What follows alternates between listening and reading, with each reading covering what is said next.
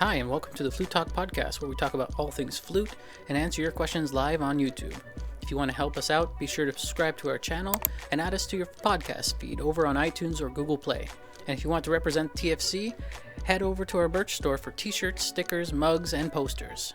You can go to designbyhumans.com/shop/theflutechannel. Finally, if you're looking into buying a new flute, be sure to check out the Flute Center of New York at flutesforsale.com. With our code TFC at checkout, you'll be able to try up to 3 flutes or piccolos, and whichever instrument you choose, you get an extended 18th month warranty on it. So be sure at checkout to put in the special code TFC at flutesforsale.com. Now on with the show. Hey everybody, welcome to the Flute Talk podcast. I'm Nick. And I'm Amélie. How's it going, Amélie? I'm good, how are you? You're good? Yeah. So we're going to answer some questions today. We're going to read some in the chat as usual. As per usual, but we have some questions right now, so we're definitely going to... There was Angus Robbins asks, I'm starting to play pieces with notes in the 3rd register. One of the problems I find is that my saliva often gets in the way. This doesn't happen in other lower octaves when playing notes like above E6. E6, maybe E5 is what they mean. I often, not always, have a problem with small amounts of saliva getting in the way and affecting the sound. Do you have any advice that they might try? Yeah. Probably because the airspeed is greater in the high register than the low register. Maybe her lips are tighter, so then the saliva gets in the way, and it doesn't happen in the lower register. I could understand that. Right. It's not easy because... No, it's not easy at all. You have saliva, you know?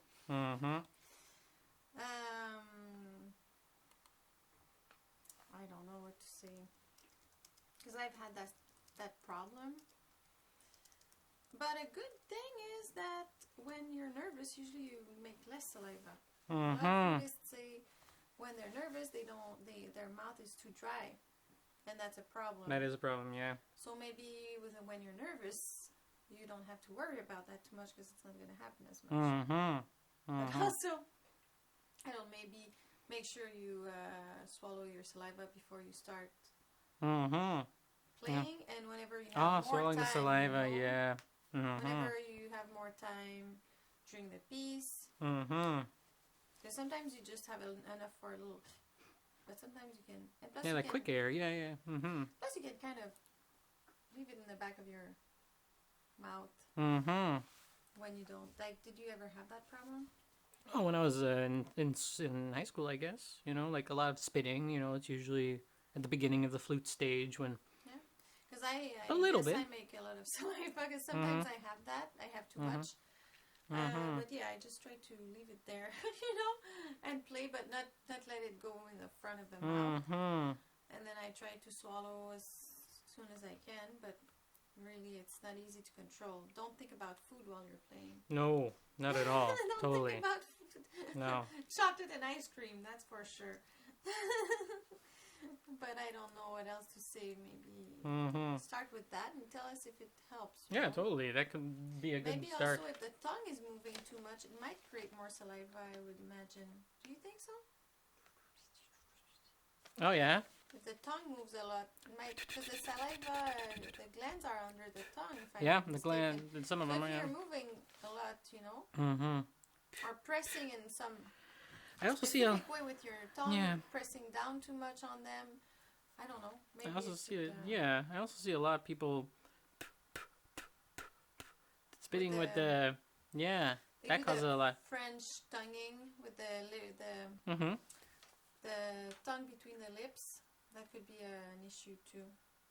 But that's not what she seemed to be talking about. No. She seemed to be talking about just having too much saliva. Too much saliva, yeah. Getting in the way of the sound. So that means the liquid's coming out, going down. Yeah. And then try to swallow whenever you can. And that's interesting. Just check if you're not doing anything with your tongue that is stimulating those glands under the tongue. I don't know.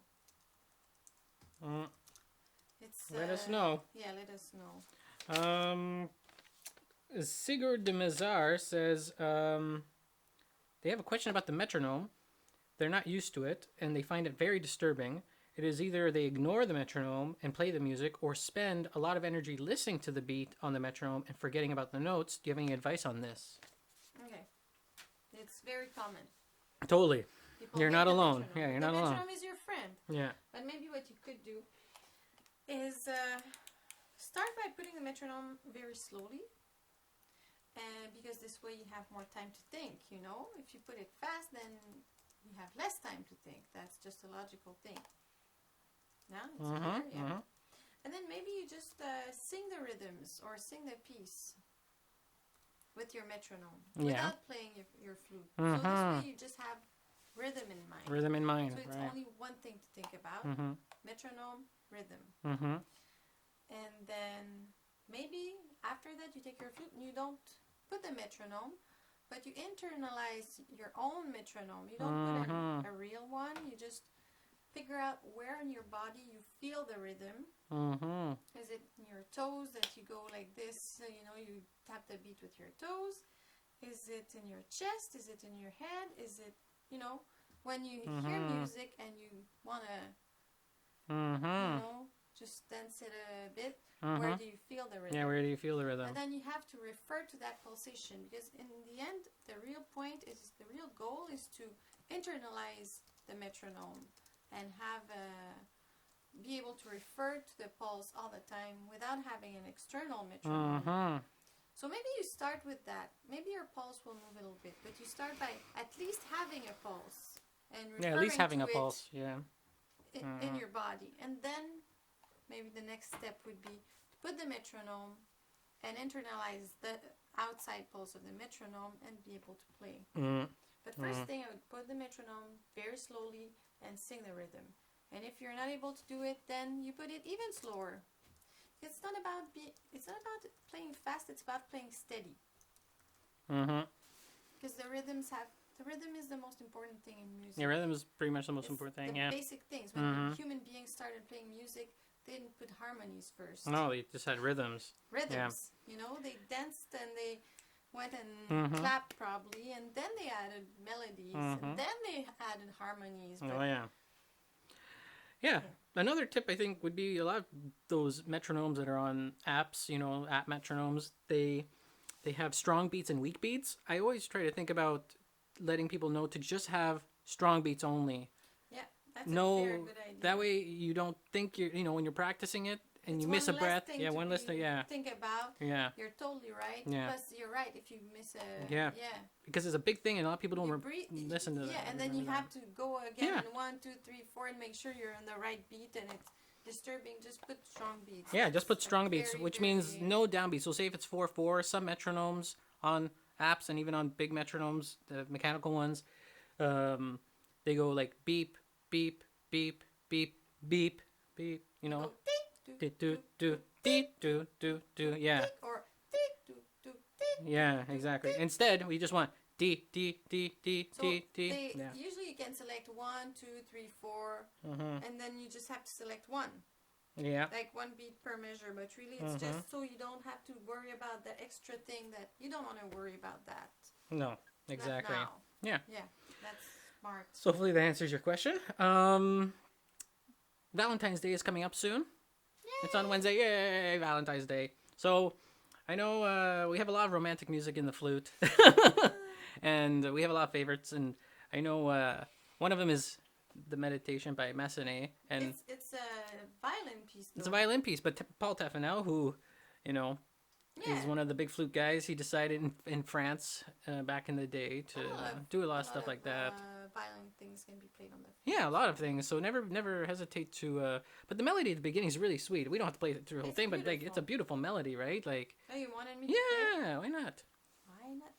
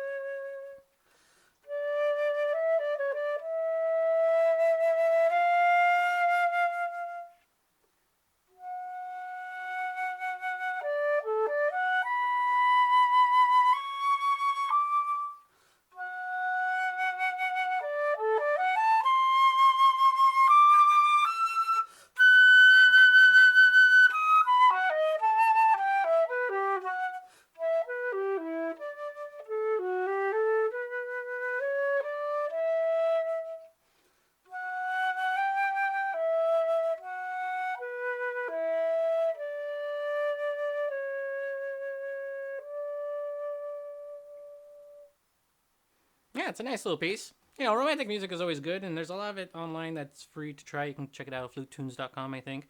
This is a meditation from the opera Thais, Thais. Yeah. Very lovely playing. After a couple of glasses of wine tonight.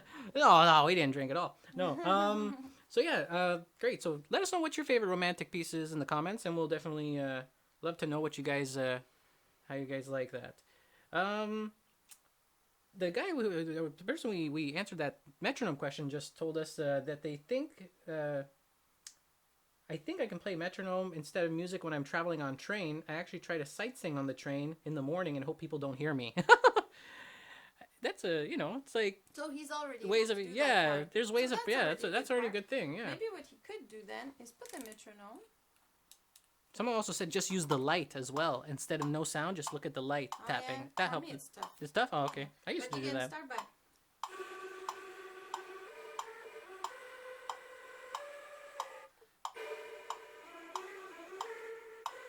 Yeah, so if you guys are... She's not actually trying to play. She's just blowing in. It's not a mistake here. It's just... Yeah. Yeah, for the people who don't know, this is like sort of like... Marking or mark tone, yeah.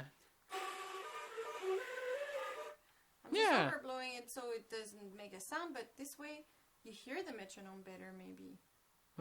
Just saying, maybe that would help. Totally.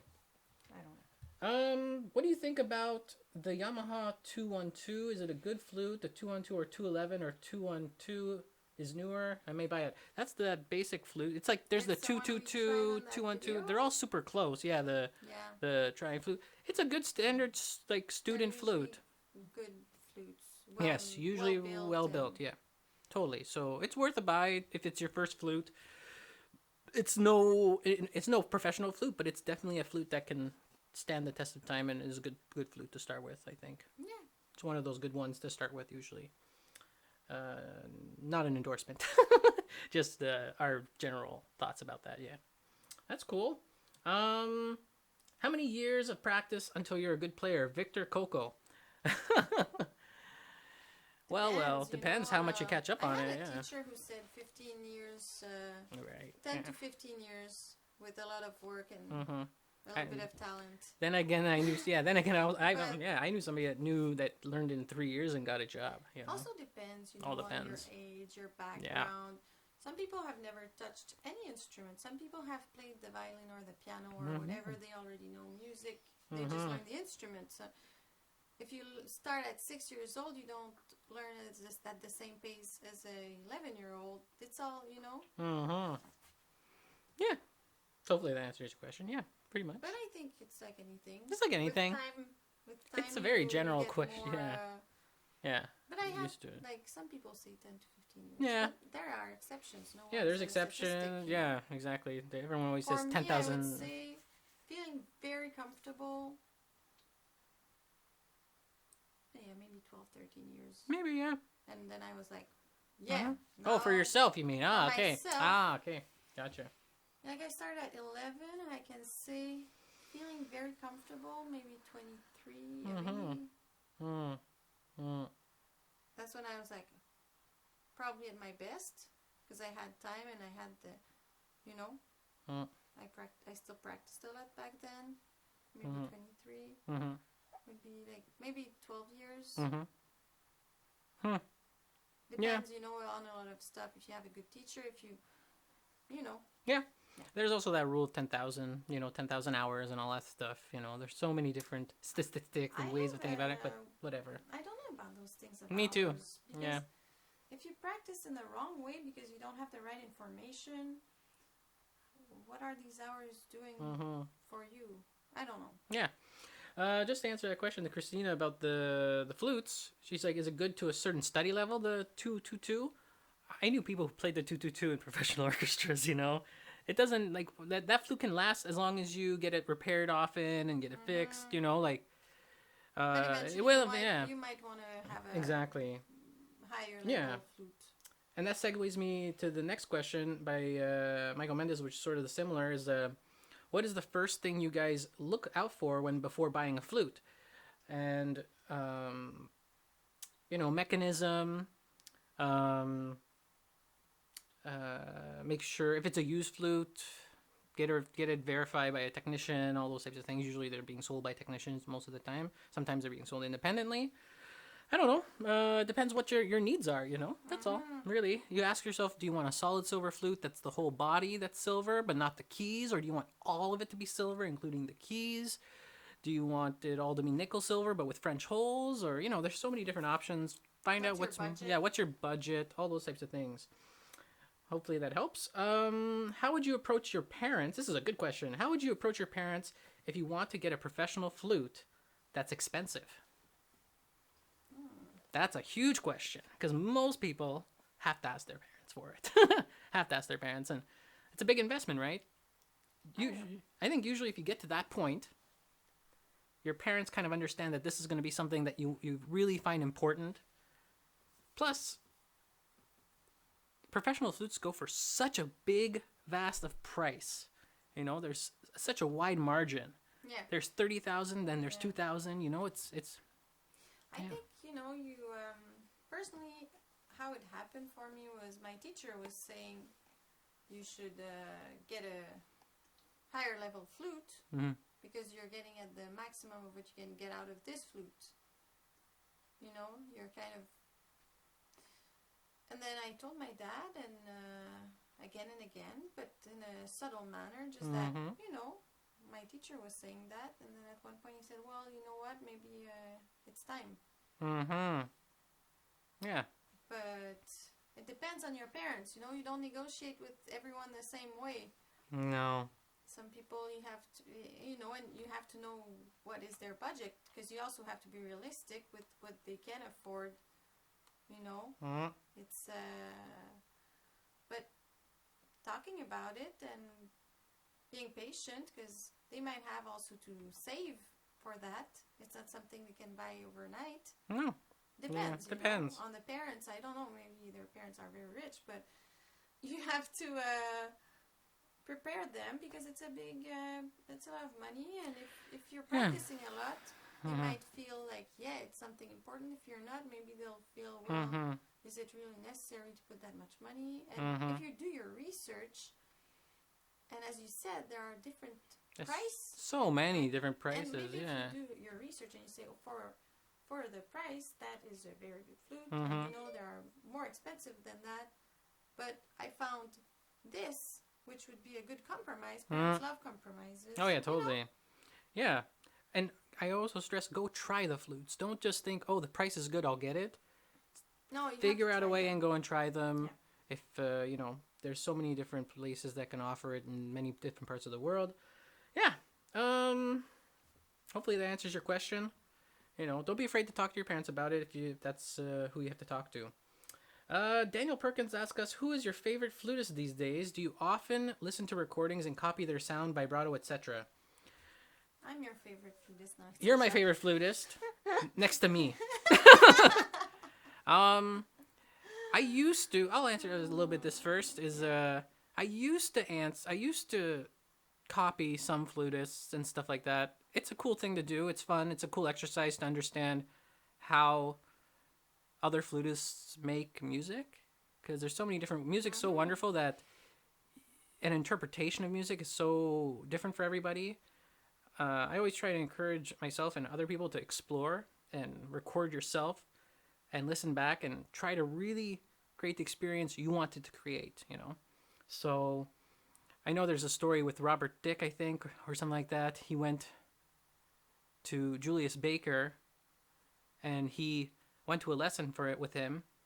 And prior to the lesson, he listened to all of his recordings of a certain piece, and he tried to emulate every single thing. And this guy, Robert Dick's a very amazing flute player. And so he did that, and he went to Julius Baker and did it. And he said to him, I think, Baker said to Robert, "You're playing like me. Come back and play like you. I don't want to hear myself, you know." Yeah. And we don't need two of you. Yeah, you don't need two of me. But and in the meantime, like when you're building yourself, you also need others. You know, great painters have imitated the styles of others, and then they find themselves. You can't just find yourself out of nothing, I think. And It's you know, like in that book, Steal Like an Artist, which is a great book. That's what he says. He says artists steal from one another. That's how you learn. That's how you. Bach used to just transcribe music. That's how he learned how to compose. Yeah. So I think it's good to find people you like and play. I used to play along with CDs. You know, put a CD I used to play too. I would say, oh, I just had a lesson with Lavieux yesterday, but joking, you know, because I played with him. And then maybe I would, after a while, I started to listen to different recordings and pick what I liked from different ones, you know. I would be like, I don't like this from this one, but I like that. And pick. And then the next step, after I would do that, was to play it, record myself, and then pick from what I did, what I liked and didn't like, and then find myself through that. But I think it's a good idea to emulate others, but you still have to be aware that's what you're doing, and that the goal in the end, as you said, is to find your own way of playing. But there are steps in there, you know. You can't just... Dali was not Dali 15 years old. No, exactly. Yeah. Was there anybody that you liked the most? Me, I liked Peter Lucas Graf. Yeah, I liked him too a lot. He's still alive, and yeah, he's a good flute player. More and more nowadays, I don't listen to flute players that much. I listen to more other musicians as well from other instruments. Other instruments. It's interesting to get. I think it's also stages of life. You know, you listen a lot to your instrument when you're younger because you want to have a clear idea of what sound you want, what vibrato you want, and all those things. And then at one point you're like, okay, I listened to enough flute. Now let's listen to other instruments and see how they do. Yeah. Their music and try to be not just influenced, but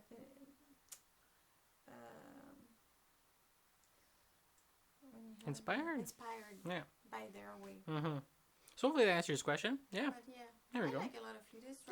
Robert Aitken's good. Yeah, there's a lot of couple work there. Yeah, there's some good stuff. A lot of it's online now, which is great. And I had a couple of recordings of a lot of them. Yeah, there's so many. So many. There's even Galway and stuff like that. Galway, I always listen to him a lot. Gallois. Patrick Gallois, I really liked him because he's so original, different in his way of interpreting things. Okay, how are flute competitions? I've never competed before, and I have a competition on Monday. Well, there's so many different types of competitions, but you're probably the most general is like Kiwanis or CMC, the Canadian music. Like, it's a, you know, it's a solitary type of thing. I always feel, you know, you go there, you play. You know, I think that it's a battle of your own brain. I think your own wits. I used to do it for the goal for me was to give me a goal. Really. Yeah. So I would be like, okay, I have to learn that type of repertoire, pick my pieces, and then it gave me goals to work towards. So that was good. Maybe because just practicing for your own, like at one point you have to. Helps, you know? Have to, And I was trying. I know competitions are for competing, but I was trying in a way to compete against myself. You know, to just grow.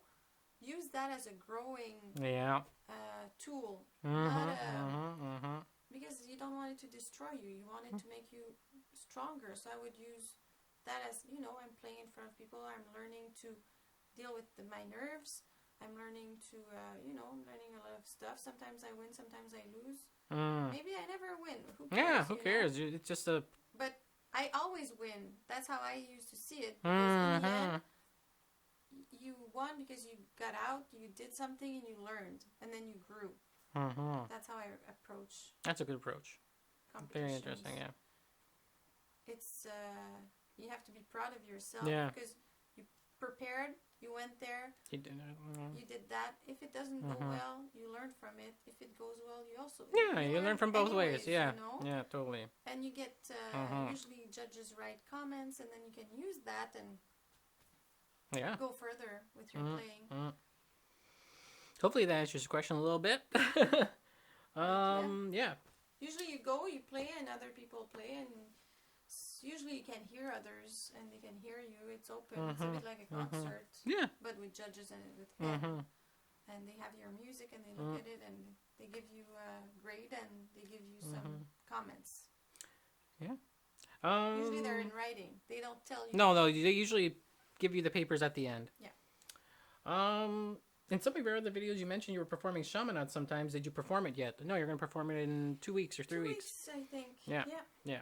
But you've learned it. We've done 2 episodes of just learning that with just practicing. I think it was 2 episodes. Very, very good lessons. If you guys want to learn the Chaminade with Amelie, look at those 2 videos. They're really great. You can sit down and just take the score and jot things down, jot ideas, play along and stuff. It's really awesome. There's some breathing marks that I chose, and sometimes I'm not sure, but you know, those you can always things, move them around. It's a work in progress, and when you use the video, you can also do your own. You know, you can say, I don't like that breathing there. Let's breathe here instead, and it's all good. Exactly. It's all about finding your way to make it beautiful and easy, because usually if you make it easier for yourself, it's going to be more beautiful, and that's the whole point. That's the whole point of music, exactly. It's very nice. Yeah, it's true. Christiane also wants to know, is there a way I can learn how to fix flutes? Is there a good book that teaches it in an easy way? Yes and no. The Jim Phelan book, the Jim Phelan repair book is really good.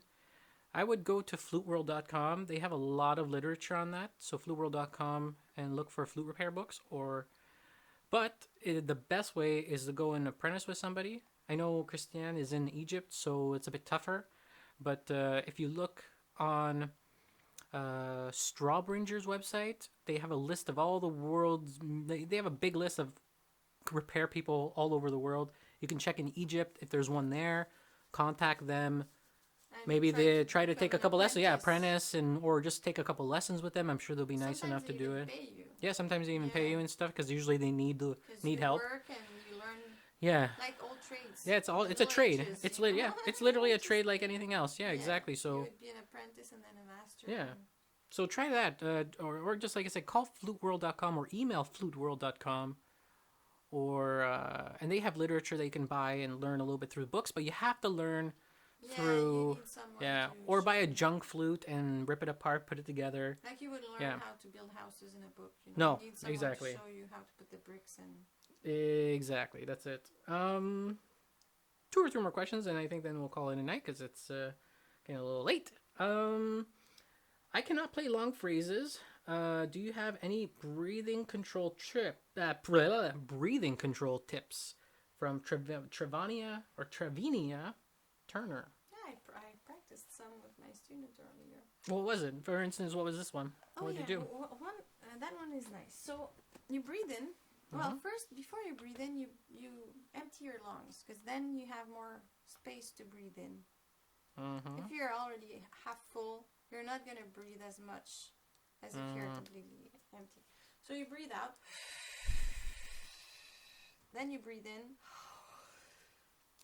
And then you breathe out again. And when you get to the end of the air you have, and you think you don't have any more, you go.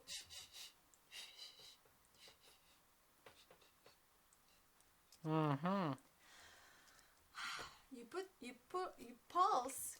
I'm gonna say it. You pulse the air out.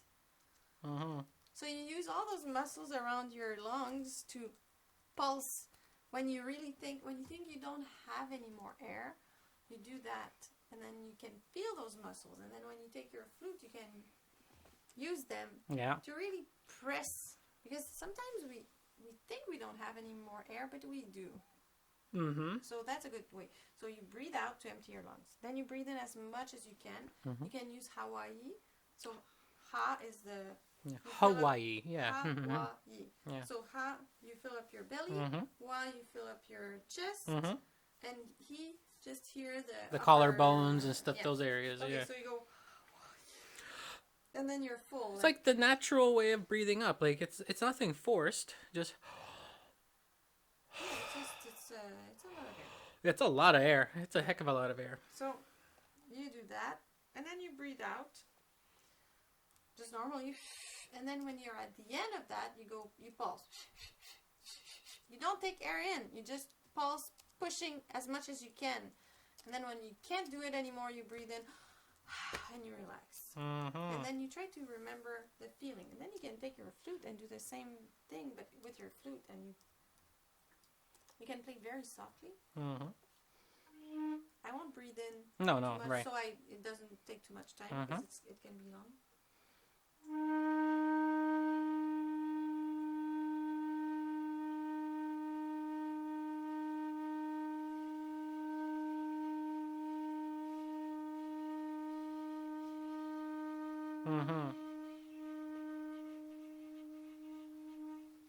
You hear that I'm really pressing. Right. And I'm really getting everything out. And also, one thing is that sometimes when we don't have enough air anymore, we tend to bend backwards. But that just makes it more difficult to press. If you bend backwards, your muscles are extended. You can't press them. No.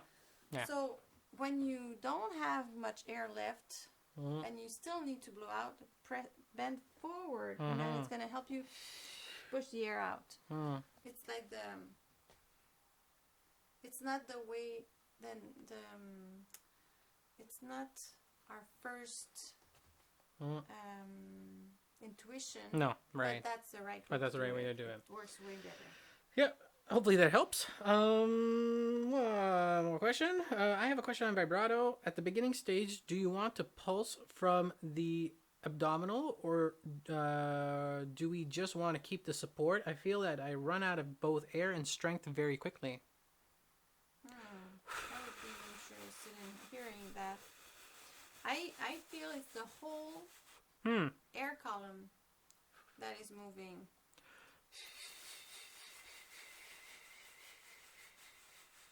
Yeah, when I think of the air column, I think here and here, just here and here a little bit.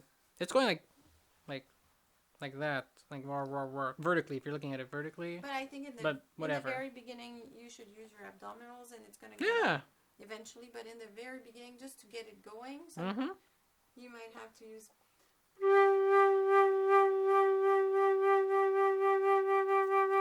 And right now, it's more here that it's being controlled in the throat, but. As I said in the video about vibrato, if you think about it in the throat from the beginning, you're going to close your throat and it's going to sound like a goat like this. Oh, yeah. No, you don't want that. No. So everything's open, the throat is open, and really it's just you're pulsing the air. Yeah. To make the pitch go up and down a little bit. Because airspeed is controlling pitch as well. Controls intonation, so you're just bending the pitch with your airspeed. You go faster and slower in a way. But I visualize it as if my air column was going wider and what's the opposite of wider? Wider and wider and narrow. Wider and narrower, like, yeah. I visualize it like that. I'm not saying that's what's happening, but it's a visualization that helps, you know. Right. Yeah. I don't know how you do it. No, it's pretty much the same. Yeah. So yeah, I think that's all the questions for this time. This was pretty. I thought no more questions for now, but yeah. Well, not this. Yeah, but yeah, no, we answered a lot. Yeah. It's great. Yeah, totally. We answered most of them. Yeah. I mean, it's great that we answered it. So yeah, we do this every 2 weeks. This is Flute Channel, the Flute Channel's Flute Talk podcast. Be sure to also check us out on patreon.com/theflutechannel. There you can support us even more so we can do more stuff like this and even more stuff and more videos. As usual, we usually do about 3 videos a week. And our next live stream will be at Just Practicing sometime next weekend. And we hope you have a nice Valentine's Day. And which is on Wednesday, I think. Happy practicing. And if you guys have any questions or comments, be sure to put them down below in this video or on any of our other videos. And be sure to like this video if you haven't liked it. And if you haven't subscribed yet or you're new here, be sure to subscribe. And we will talk to you guys next time. See you later. Thanks for watching. Yeah, thanks for watching and thanks for listening, everybody. Bye.